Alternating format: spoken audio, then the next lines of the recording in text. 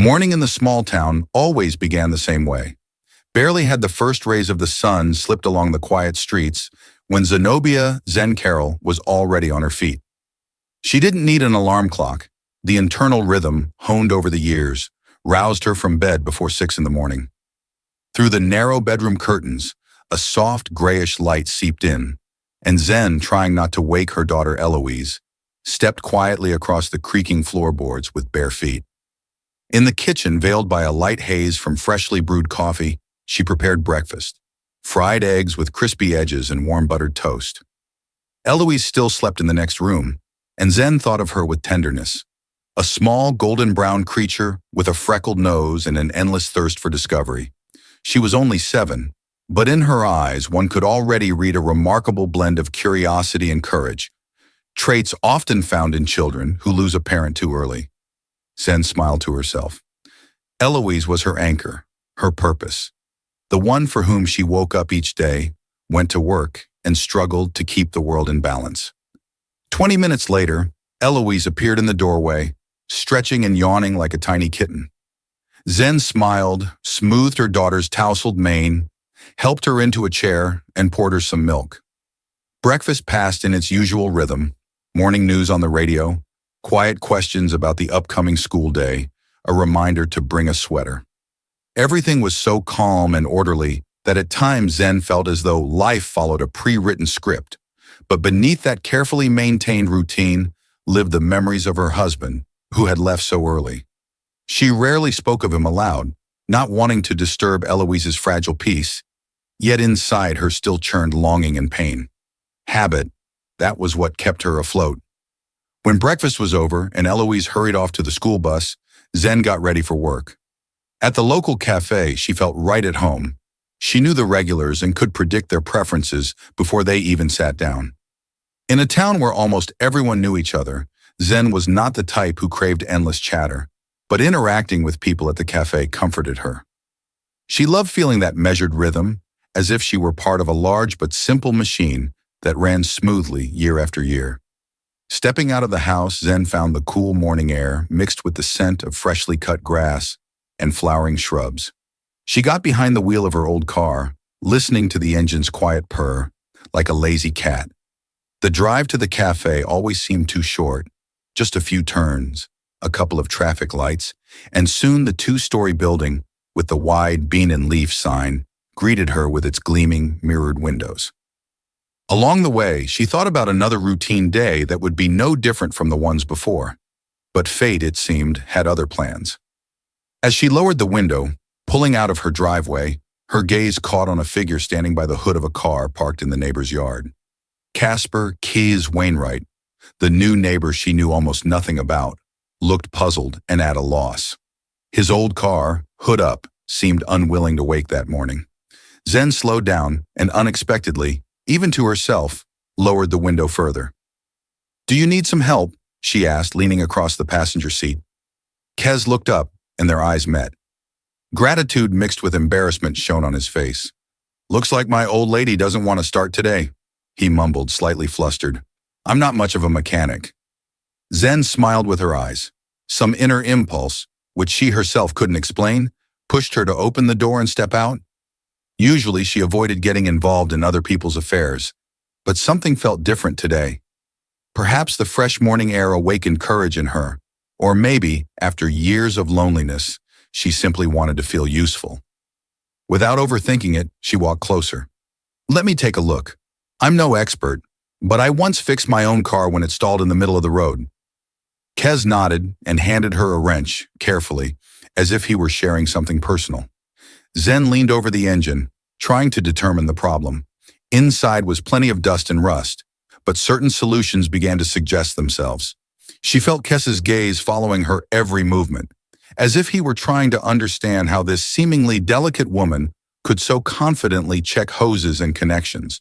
Soon they were standing side by side, shoulder to shoulder, discussing possible causes of the breakdown. The conversation flowed naturally, without awkwardness, and their occasional laughter broke the silence of the yard. At one point, while Kess pointed to a particular part, he accidentally brushed Zen's hand, sending an unexpected current through her entire body. Her heart suddenly beat faster. She glanced sideways at her neighbor and noted the same confusion in his eyes. Everything around them, the morning town, the smell of gasoline, the distant hum of cars, faded into the background. They were in a small, invisible bubble of silence that belonged to only the two of them. Their attempt to start the car paid off. The engine was cleaned, something tightened, and now the old vehicle purred evenly and steadily. Zen removed the oily glove, exhaled with relief, and was about to step away, but Kez held her gaze. So few words and yet so much feeling passed between them in that second. He moved closer, and in that approach there was neither roughness nor force, only a quiet determination. His lips touched hers, and Zen felt a long, painful knot inside her suddenly loosen. His touch was gentle and careful, as if he was afraid to frighten her, yet unable to hide the passion that had awakened so quickly and vividly. Their kiss lasted unimaginably long, or perhaps only a moment. For lovers, time always flows strangely. When they finally stepped back half a pace, both felt a bit awkward, but it was a sweet, almost joyful awkwardness. Neither could have explained what had happened had someone asked. It all occurred so naturally, as if the morning, the car, the faulty engine, the faint smell of gasoline, and their mutual interest in another person's life had converged to create this moment. "Thank you for your help," Kez said softly. Zen nodded, not looking away, still tasting his lips. Her day, so ordinary and predictable, had suddenly changed beyond recognition. She never would have guessed that driving out of her house that morning, she would encounter not only a broken-down car, but also a surge of feelings that would make her heart beat faster. She got into her car and, casting one last glance at Kez, headed toward the cafe. Her chest still fluttered, and her lips preserved the memory of his kiss. Perhaps this day would be the very moment that would spark a chain of surprising changes in her quiet life. The next morning came as quietly as the previous ones. Zen woke to the sound of the alarm, once again feeling the gentle rays of the sun on her face. As always, her day began with caring for her daughter. But this time, something was different. Thoughts of the previous day's touch and that tender kiss, which deepened a connection she had barely recognized, kept running through her mind. She sat at her morning table, a half-full cup of coffee grown cold and forgotten among papers and everyday concerns, never having had the chance to warm her hands. Mentally, Zen returned to that moment by the car. The touch, the kiss, those feelings. Her heart still raced, and as she tried to focus on ordinary things, she marveled at how quickly she'd become part of something new, even a bit frightening. "He's just a neighbor," Zen reminded herself, feeling her anxiety grow. She had been alone for a long time, having lost her husband several years ago. Since then, her life space had been limited to caring for her daughter and her own efforts to maintain a cooled existence. Anything beyond this simple structure seemed strange and threatening to her usual order. Yet with each passing day, Zen felt a growing need for change. Or perhaps it was change that had begun to pull her along. Her well-honed intuition suggested that she should give herself a chance. Maybe at least try to meet Kez again. There were just a few ways to reach the cafe's office, and as Zen slipped on her jacket and headed across the street, she noticed a familiar figure outside. Kez stood not far from his yard, a frustrated look on his face. His old car refused to start once more. Without hesitation, Zen approached him to start a conversation. "Hello, Kez," she said with a smile. Note: the user's text includes partial repetition and narrative continuation that mixes several parts. The final English translation continues below, ensuring consistency. The rest of the drive to the cafe, Zenobia continued to feel Kez's lips on hers as if in a waking dream. That morning, with the broken-down car, the oily wrench in her hand, and the sudden surge of feelings, seemed like a strange dream. But instead of anxiety and confusion, a quiet joy pulsed inside her. Pulling up to Bean and Leaf, she glanced in the rearview mirror and noticed a light flush on her cheeks. "What's wrong with me?" she wondered. She had never lost her footing over a single touch before, but meeting Kez had awakened unexpected sides of her. The workday passed as usual. The morning rush of customers, the familiar orders, Americano with no sugar for Mr. Barnes, a double cappuccino for Miss Olson, a soy latte for Jackie, who came in after her daily workout. Zen smiled, took money, counted change, but her thoughts were far away, across the street at Kez's door. She remembered how he looked at her, slightly surprised, slightly hopeful, and how her knees trembled when they drew close to each other. During her break, leaning on a low stool by the staff exit, Zen tried to pull herself together. She couldn't just lose her composure like this. She had allowed no one close since her husband's death. She was sure she would never let anyone take his place in her heart again. And yet now a simple neighbor, about whom she knew almost nothing, made her feel alive, as if awakened anew. Maybe it's just a fleeting infatuation, she tried to reassure herself. But no matter how much she repeated these words, the fire in her chest didn't go out. Near noon, when the customer flow thinned, the cafe door opened and Kez stepped inside. He wore a clean shirt, his hair slightly tousled by the wind, but he looked more composed and confident. Zen felt her heart make a small somersault. She put down a cup of coffee and, trying to appear calm, walked to the register. "Hi," he said quietly, looking down at the menu as if deciding what to order. "Hi," Zen replied, her voice softer than usual. She felt heat rise to her face under Kez's gaze. "I wanted to thank you for this morning," he said, lowering his voice a bit so as not to attract attention. "And for everything else, too." She tried to smile. "Always happy to help. What would you like to drink?" Kez shrugged as if forgetting why he came. "Maybe a latte," he finally said. "All right." Zen turned to the coffee machine, hoping that keeping busy would save her from embarrassment. But in the small cafe, the sounds of conversations and steaming milk seemed distant, and her world once again narrowed to just one person. While she frothed the milk, her heart pounded so loudly she feared everyone would hear it. What would he say? Should they discuss this morning or pretend nothing had happened? When Zen turned back, holding a steaming cup with a neat milk pattern, Kez looked at her with a warm half-smile. "I must have looked silly with my car yesterday," he admitted, taking the cup. "I was completely lost. Good thing you stopped." "It was nothing," Zen said with a small shrug, raising her eyes. A silent connection arose between them, holding the memory of the morning's kiss and the embarrassment of its suddenness. Kez sipped his coffee and closed his eyes briefly, savoring the taste. Then he spoke again, quietly. "My daughter Fiona has long wanted to try the pie they say you serve here. I promised to bring her a piece. Can you recommend something?" "She loves fruit." Zen smiled, more confident now, glad to be helpful in something more familiar. "We have an excellent cherry pie. I often buy it for my daughter, Eloise. She just loves it." "Eloise, beautiful name," Kez nodded. "I've always liked melodic-sounding names. You're probably a wonderful mother." Kez's words stirred a warm wave of pride and tenderness in Zen. She quickly sliced a piece of pie and carefully boxed it in a carton with the cafe logo. Handing him the box, she felt their fingers brush again.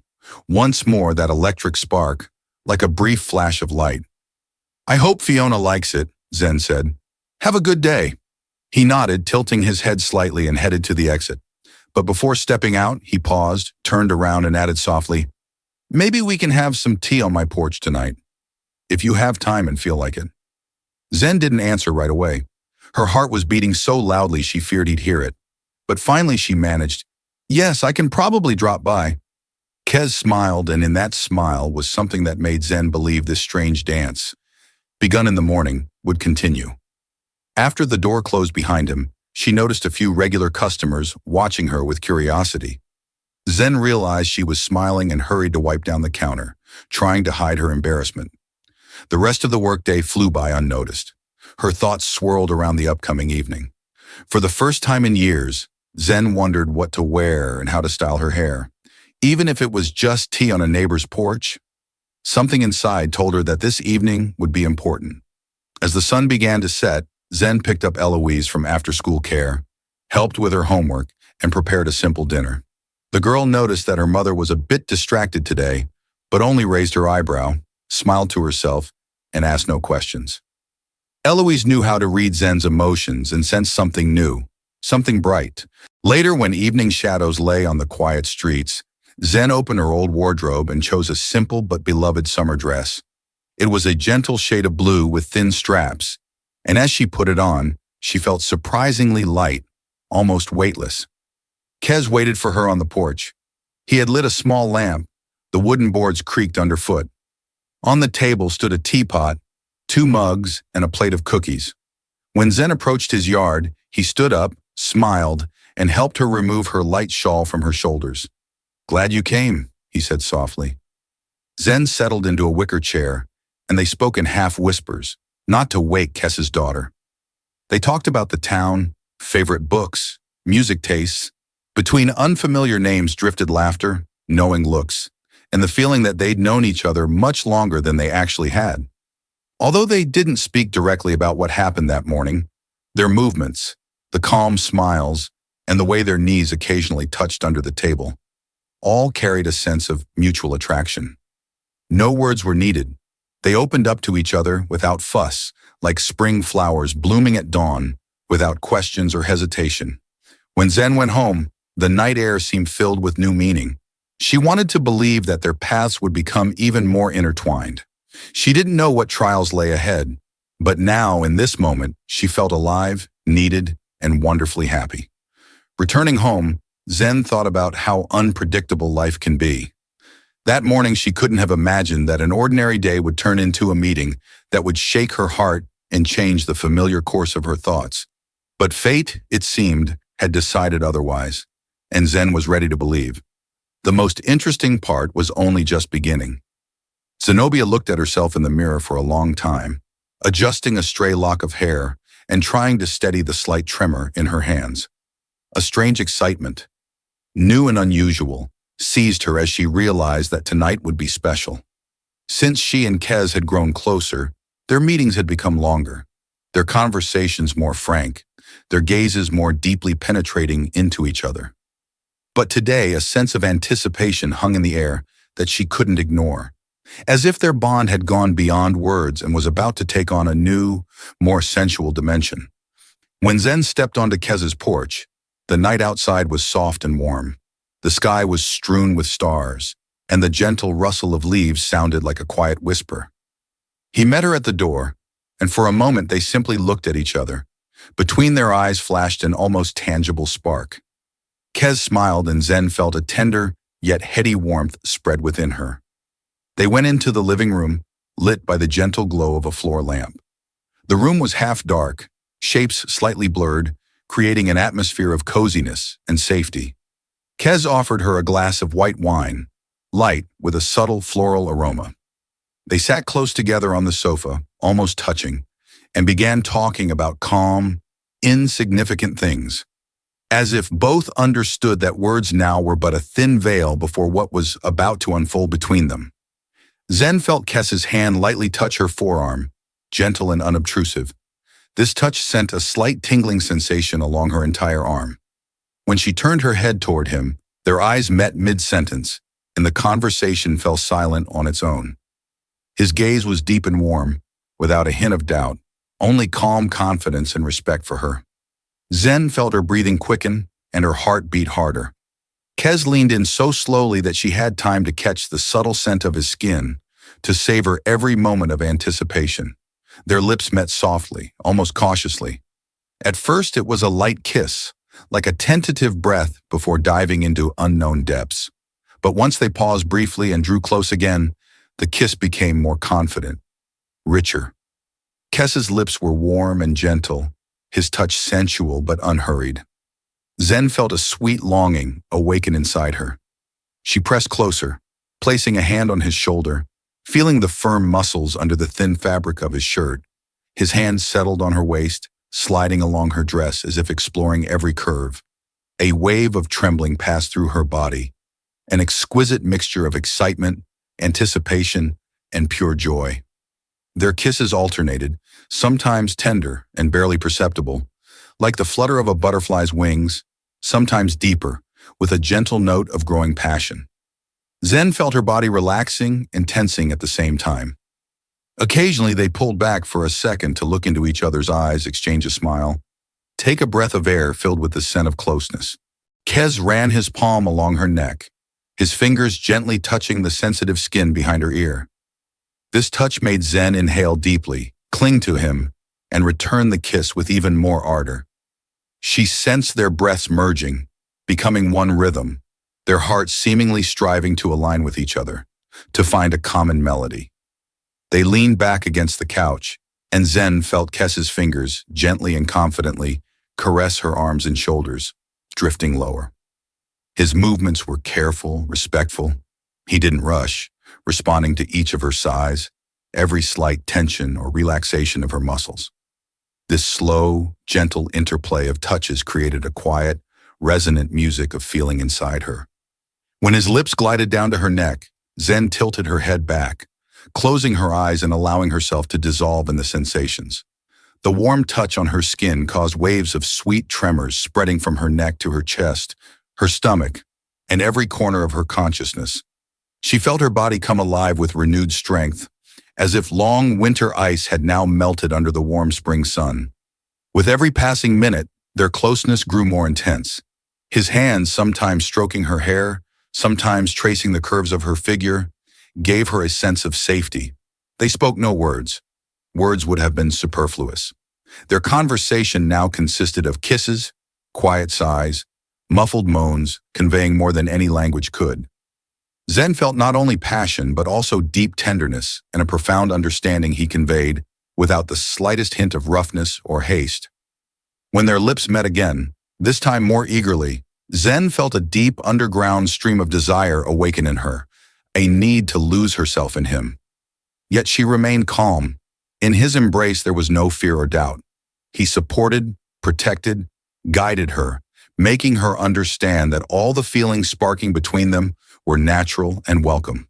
Their kisses grew longer, their breathing mingled. Every inch of their bodies, now touching on that couch, seemed to form an organic part of a single whole. Suddenly, the outside sounds, the chirr of crickets beyond the window, the rustle of leaves in the wind, became a backdrop to their intimate dance. They existed now only for each other, in their own world where movements were soft and fluid, where time slowed down and feelings spoke louder than words. When Zen ran her hands along Kez's chest and pressed closer, she heard his soft exhale by her ear. She felt his reciprocal tenderness. He held her a bit tighter, his lips lingering slightly longer at her collarbone. Everything about their closeness felt so natural, as if they were dancing a well-rehearsed routine they had simply forgotten until this night. Throughout the time they lost themselves in each other, reality beyond these four walls lost its meaning. Their physical connection was gentle and sincere, and each kiss was a promise of warmth and understanding. And when they finally paused, daring to break that enchanting moment just to look into each other's eyes, Zen realized she hadn't simply met a man she enjoyed spending time with. She had met someone with whom she could share her deepest feelings without fear of misunderstanding. At that moment, she understood that a new stage had begun in their relationship, not invented, not performed, but born of both their sincere desires to be closer, to understand and hear each other through bodies, gestures, and glances. And while distant stars shimmered outside the windows, they continued to offer each other tenderness, discovering ever new facets of their feelings. The morning after their closeness arrived imperceptibly quiet, as if the world were learning to breathe anew. Zen woke in her own home. She had returned to familiar walls well after midnight. Now she sat on the edge of her bed, listening to Eloise humming something in her room. Inside Zen was a strange mix of tenderness, joy, and mild anxiety. The night before, she and Kez had crossed a threshold after which their relationship became deeper, more genuine. But now she clearly understood. It wasn't just about them. Beyond Kez's door awaited a complex reality. His daughter Fiona, who needed expensive treatment, and Kez's own condition, which remained a mystery to Zen. She went to the kitchen to make Eloise's breakfast, but her thoughts constantly returned to Kez. It was clear they still knew too little about each other. Zen felt that to move forward, they would have to reveal the hardest parts of their lives. Last night's closeness and tenderness were important, but ahead lay trials that required not only warmth of heart, but also strength of spirit. After sending Eloise off to school, Zen decided to drop by Kez's place. Outside, the air was cool and fresh. The breeze carried scents of freshly cut grass, and the sun warmed the asphalt gently. She knocked on the door, and a few moments later Kes opened it. His gaze was slightly tired, but at the sight of Zen, a warm light flickered in the corners of his eyes. "Hello," she said softly. "Hello," Kes replied, relaxing his shoulders a bit. "Come in." Inside, the same restrained, cozy atmosphere reigned, but now Zen sensed it more personally. Each object, each photograph on the shelf seemed important. In the living room, on the couch under a blanket, lay Fiona, a fragile 15-year-old girl with a pale face and intelligent, serious eyes. Zen felt a twinge in her heart, a child forced to fight for her health, eyeing her with curiosity and embarrassment. "Hello, Fiona." Zen tried to smile in a way that conveyed confidence and warmth. "I'm Zen. We're neighbors. I brought you some muffins from the cafe." Fiona nodded and tried to smile back. Zen sat down nearby, and for a moment their gazes met. The girl was clearly tired, but her eyes held a strength typical of those who learn life's value early. "Thank you," Fiona said quietly. Kes sat down on a stool beside them and gently brushed his daughter's hair, as if to say, she was safe, surrounded by caring people. Zen couldn't hold back and spoke directly. "I know things are hard for you and Fiona right now, and I want to help. I don't understand everything yet, but I know the treatment is very expensive, and without support, it might be too hard to manage." Kes looked at her gratefully, but with some hesitation. "Zen, I didn't want to get you involved. You have your own life, your own daughter. My life isn't an isolated island," Zen replied firmly but tenderly. "We are all connected, and if I have the strength and means to help, I will." This conversation became a point of no return. Zen left Kes's house later than she had planned, but already with a plan taking shape. There were people in town who would help if asked. They needed to organize a fundraiser to tell neighbors about the problem. This small town, where Zen had lived for so many years, knew how to come together in the face of hardships. First, she went to see Mrs. Harper, the cafe owner, an energetic woman who valued honesty and friendship. After hearing Zen out, Mrs. Harper grabbed her planner and started making notes. "We can have a charity evening, a concert of local talent. I know Mr. Barnes can play guitar. Jackie sings beautifully. We can sell pastries and coffee, and all the money will go to Fiona's treatment." Zen felt relieved. One small step, but a significant one. Next, she visited neighbors, knocking on doors and telling them about Kes and Fiona's plight. People, upon hearing familiar names, offered their help without hesitation. Some were willing to donate money, others to give surplus produce or bake pies, still others to help organize a raffle. The town came alive, filled with compassion and support. When Eloise learned of her mother's plans, she immediately offered to help. She was excited to be part of something that helped others. Together in the evenings, they hung posters about the upcoming event on lampposts. Eloise, with shining eyes, told her friends about the concert, involving their families as well. It seemed the entire town began to breathe in a unified rhythm of mutual aid. Zen worked tirelessly. Every break at the cafe she used to clarify details, call acquaintances, and look for new ideas. Her fatigue was pleasant. She felt that she was doing something important, and she knew she was not alone. Kes and Fiona were by her side. He was genuinely surprised to see how a network of support grew around him. The weary tension in his eyes was sometimes replaced by a gentle, grateful smile.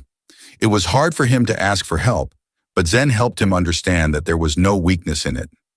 One evening, when Zen returned home after a long day, she found a bouquet of wildflowers on her porch. Among the stems was a carefully placed note, "Thank you for believing in us. Kes." She pressed the flowers to her chest and felt tears of tenderness well up. They weren't romantic roses, but modest wildflowers.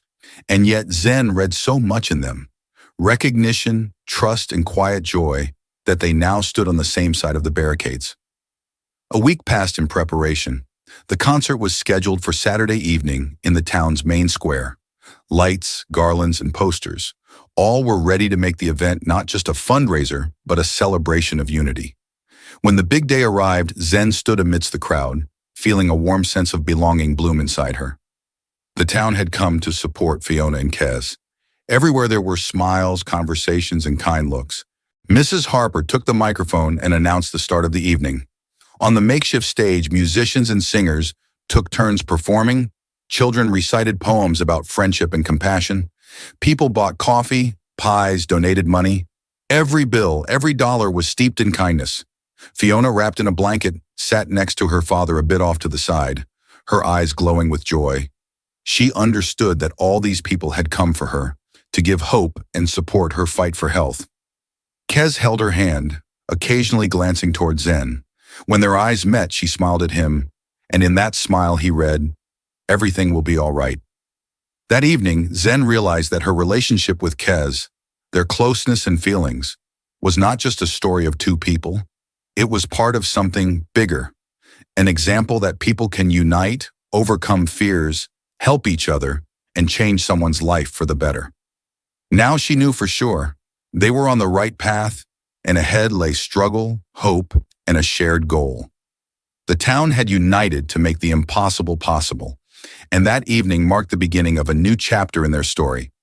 A chapter in which love, support, and kindness formed the sturdy building blocks of a future where Fiona could recover and Kez could live without fear, knowing there were people ready to lend a hand. A week after the charity event passed in something like fast forward, the town still buzzed about the incredible success of the evening. People were proud of themselves and happy they had been part of something so bright. The funds raised were enough to finally arrange the costly experimental treatment Fiona had needed, something Kez had only dreamt of before. Zen felt a quiet yet growing confidence with each passing day that this small American town wasn't just the place she lived in. It was home, where people knew how to support one another, where simple kindness could change a life. Her life gained new meaning, and in that meaning was so much of Kez's name, so many thoughts about the future they could share. One morning, as Zen brewed coffee on her old stovetop, the phone rang. On the other end was Kez, his voice excited, but already containing more hope than despair. "Zen, they've set a hospitalization date for Fiona. In 3 days, we're going to a major medical center outside the city. The doctors say she has real chances." "That's wonderful." Zen closed her eyes, lifting her head toward the ceiling, as if thanking the heavens. "Can I help with the trip? Getting ready?" "You know I'm ready." Kez fell silent for a moment, then replied, "Yes, I really need your support. We have to leave early in the morning. It's a long way. It would be great if you could come with us." Zen smiled, though Kez couldn't see it. Joy blossomed within her. Not only did he accept her help, but he wanted her by his side. That meant a lot. On the day of departure, the air was cool, the sky covered by gray clouds that felt more like a sign of change than a threat. Zen helped load the bags into the car. Fiona sat in the back seat, wrapped in a warm blanket, listening intently as her father whispered last words of encouragement. Eloise, having woken up early, came to wish Fiona luck and offered her a bright pink hair tie. "For good luck. It's always helped me." Fiona smiled sincerely, and in that gesture, there was so much gratitude that Zen's heart ached with tenderness. The drive took several hours. The landscape changed outside the windows. Fields gave way to wooded strips, rivers gleamed under the morning sun, and mountains rose on the horizon. Inside the car was calm determination. Zen sat beside Kez, feeling the warmth of his shoulder. Sometimes they exchanged glances, and those looks said much about how grateful they were to fate for bringing them together, and how this journey was not just a physical trip, but a step into a new chapter of life. Upon arrival at the medical center, the doctors greeted them with restrained but reassuring smiles. Tests, consultations, and preparations lay ahead. Zen helped Kez with paperwork, held Fiona's hand when the nurse set up the IV. In those antiseptic-scented halls, Zen noticed how Kez watched every movement of the doctors anxiously. His shoulders were tense, and at times his gaze grew distant. And then she remembered that the greatest secret remained his own health, which he still hadn't fully explained. Once Fiona was settled into her room, where she'd spend the coming days, Kez stepped into the corridor, and Zen followed him. White walls, the squeak of shoes on tiled floors, and the subdued voices of staff created an atmosphere at once sterile and tense. They stopped at a window overlooking a neatly trimmed hospital courtyard. "Kez," Zen said softly, placing her hand on his forearm. "I know you're hiding something. I see how you sometimes go pale, how you tire more easily than you should. Please tell me." He froze, as if gathering his strength, Then he slowly exhaled. I have heart problems. I was diagnosed long ago, even before Fiona's complications started. I never wanted anyone to know. I didn't want pity. Zen squeezed his hand more firmly, trying to convey all her understanding and support. You didn't have to carry this alone. I'm here to help. We'll find a way. Kez looked into her eyes, gratitude and vulnerability shining there, qualities he'd previously kept hidden. I was afraid it'd be too heavy a burden for you. You've already done so much for us. I did what my heart told me to do, Zen replied, rising on her toes to look up into his eyes. And I won't stop now. Your illness is another challenge, but we'll handle it. We'll find doctors, treatment, just like we did for Fiona. We're not alone. We have the whole town, our friends, and each other. Kez embraced her, pulling her close and inhaling the scent of her hair. In that silent embrace, Zen felt another wordless pledge to stand by each other. For him, used to being the sole support for his daughter, her presence was invaluable. Now he knew he wouldn't have to fight alone. The remaining hours of the day were filled with tasks, waiting for Fiona's test results, talking with the doctor, learning details of procedures.